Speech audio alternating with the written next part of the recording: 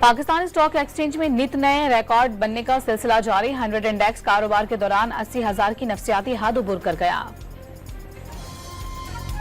सिंध के बेशतर शहरों में बारिश, कंदकोट और ठट्टा में बादल बरस पड़े। कराची में मजीद गर्मी बढ़ने का इम्कान। दर्जा हरारत में 1 से 2 डिग्री इजाफे की पेशगोई।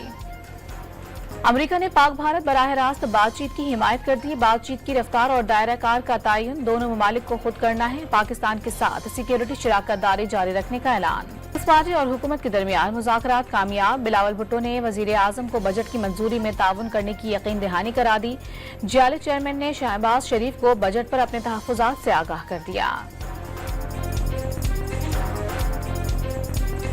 आइंदा माली साल के लिए बलूचिस्तान का 850 अरब रुपए का बजट आज पेश किया जाएगा। सूबाई तरक्याती प्रोग्राम के लिए 200 अरब रुपए, गैर तरक्याती अखराजात के लिए 600 अरब रुपए रखने की तजवीज़।